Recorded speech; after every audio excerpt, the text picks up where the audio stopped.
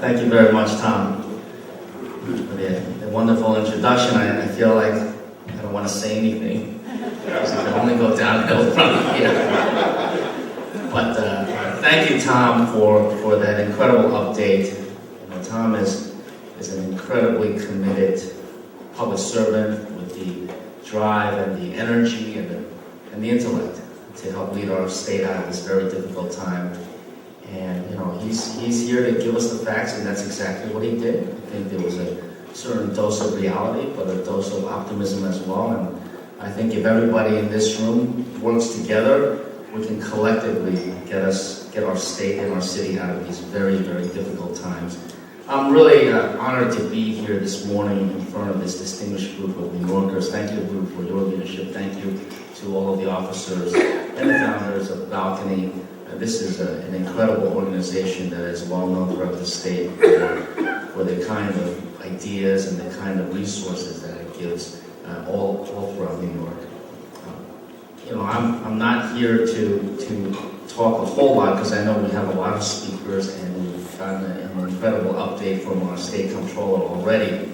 I just want to say that, you know, Wall Street is clearly an important sector here in New York City. It's disproportionate in the amount of revenues and that it provides to the city and state government. And in recent months, I think we have seen a little bit of an uptick so that our projected budget deficit has now, as of the end of this or going into the next fiscal year, been reduced from about $5 billion as previously projected to just over maybe $4.1 billion now. It's still a huge budget deficit that we have to deal with here at the city government. But a lot of that has to do with the uptick on Wall Street. And I think, obviously, we pray for a recovery in the financial sector, which is obviously a huge part of New York City and the New York State. But I think in the long term, and I'm going to work very closely with Comptroller DiNapoli, and hopefully all of you, to find ways to further diversify our economy here in New York. We have to make sure that we have an economy that can weather the ups and downs of various sectors in our business and among our businesses and in our economy. And I think we have a great deal of potential to do that.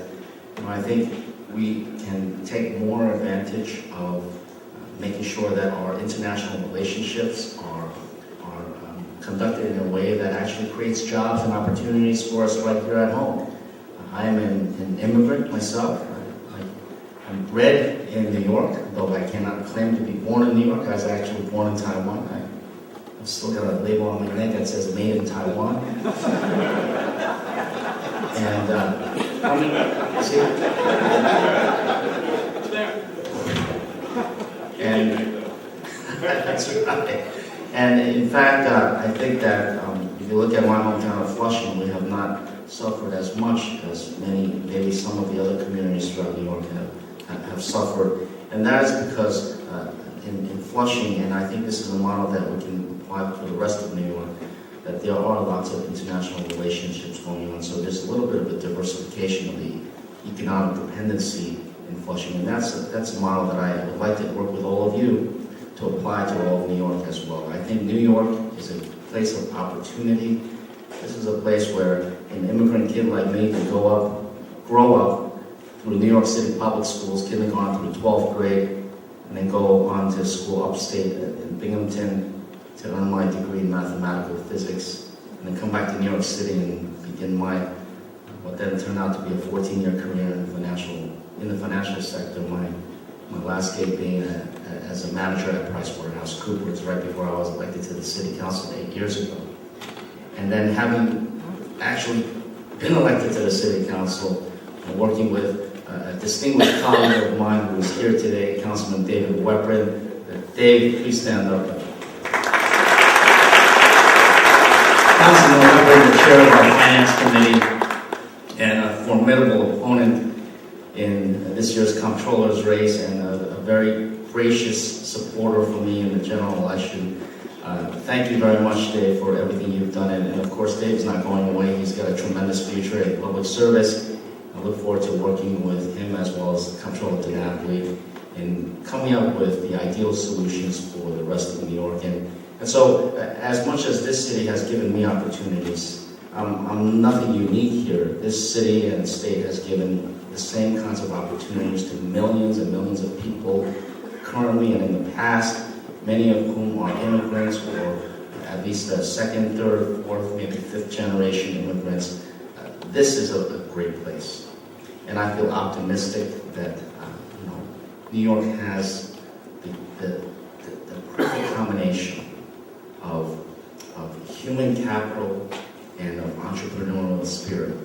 And that is exactly what this organization, Balcony, embodies. So I'm looking forward to taking office in 28 days. I've got a full transition effort underway. Comptroller Bill Thompson has been incredibly supportive and helpful in this process. And we're looking for really good people to come into the Comptroller's office in New York City. If any of you have any ideas, please come to my website, loonyork.com. We'll take you to a transition page where we're certainly accepting resumes on a very confidential basis. And so, thank you very much for having me this morning. Thank you, Tom, for your words and your invitation. And I can't wait to hit the ground running. I'm going to work closely with all of you here. Thank you.